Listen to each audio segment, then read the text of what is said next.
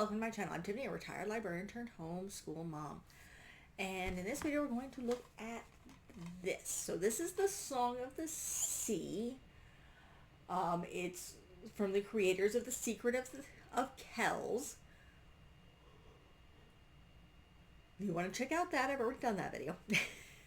Check that out. What is my opinion of this? It's very pretty. Similar to The Secret of Kells, which I think I called The Secret of the Kells, but no, it's The Secret of Kells. But the Song of the Sea is very, very pretty. It's very artistic. Again, it's very much in the similar hand-drawn animation style. And it's 8:30 at night and I have a kid. But this one's a little bit more confusing.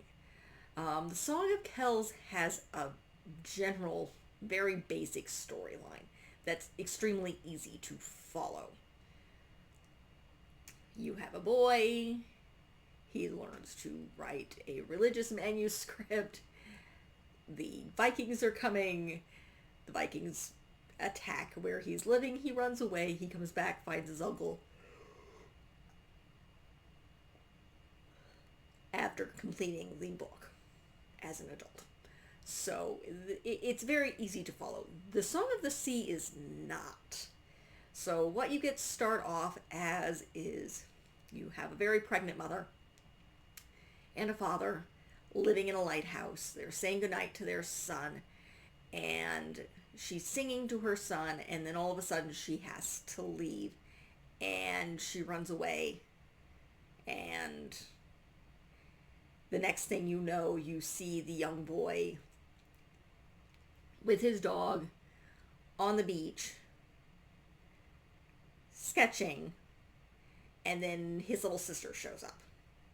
So, and he's just kind of irritated with her.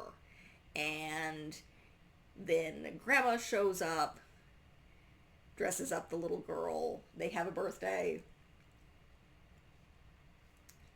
and dad goes off drinking because it's the anniversary of his wife's death, because obviously that's the same day his little girl was born. Meanwhile, that evening, little girl goes wandering around. The mother had given her son a shell that she said is basically the Song of the Sea.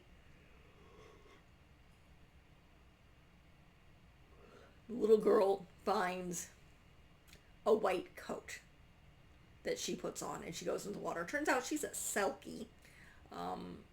So what a selkie is, and that's a big part of this, is this was Celtic legend. A lot of it's Irish or Scottish, where they were men or women, mostly perceived as women, who could transform from seal to human.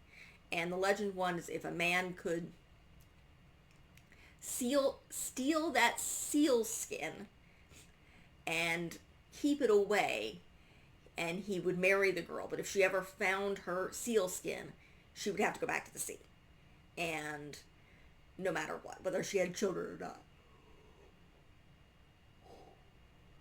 So that is the original legend of the selkie. But you have basically the little girl turns into a seal, is swimming about. She comes back out. Grandma finds her, is very unhappy, mad at her son for going off drinking, and insists on taking the children with her. So meanwhile, that night, dad finds he knows what this is. The coat, so the sealskin, locks it in the trunk and throws that and the key into the ocean.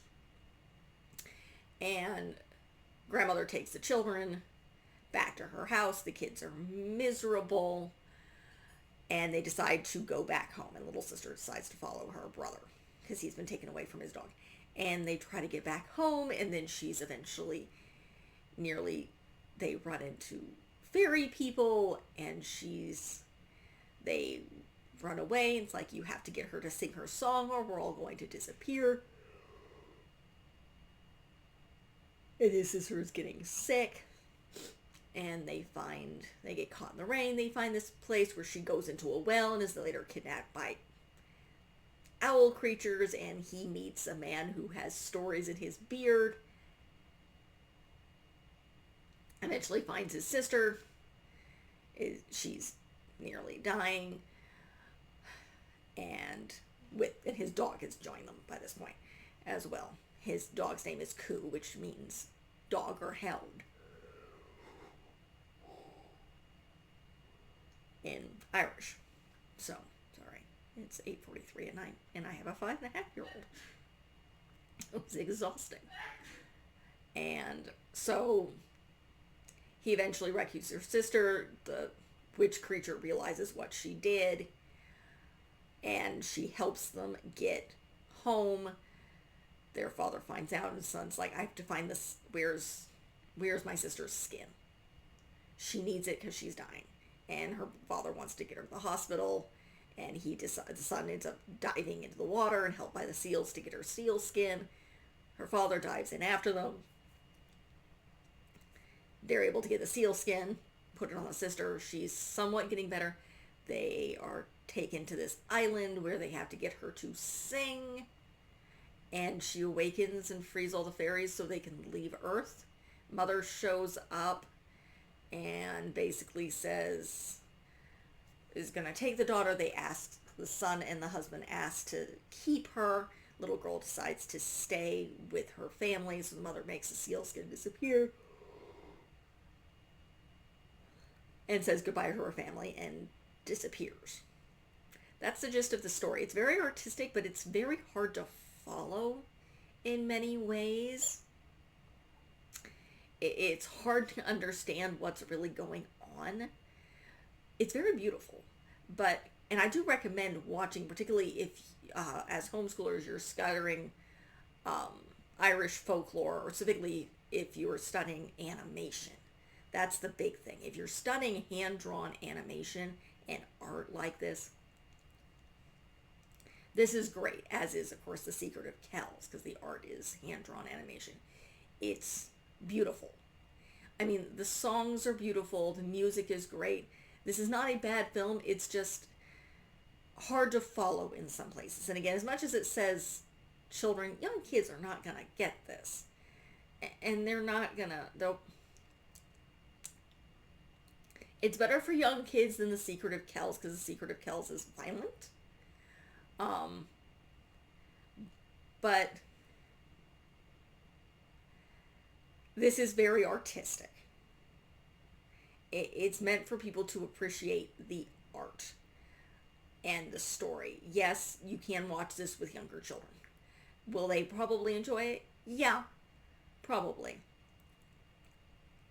It's still going to be hard to understand, but it's pretty animation. It has a little girl in it. There's a lot of singing and animals and mystical creatures, and it's not really scary, but it's a good family movie. But again, with the understanding that this is really an art piece. It's a beautifully done animation.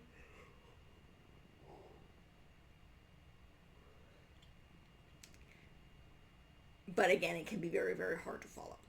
I did enjoy watching it. But again, I'm an adult. Now my kid's not going to sit through anything. She'll sit through steak stuff on her tablet, but at 5.5 right now, she's still too bouncy to sit through anything. So, but this is definitely a good family film. Younger kids are just going to be enchanted by this. They're not going to understand it, but they're going to be enchanted by it. Older kids will, if they're really interested in the art, they'll find it very beautiful. As would the parents.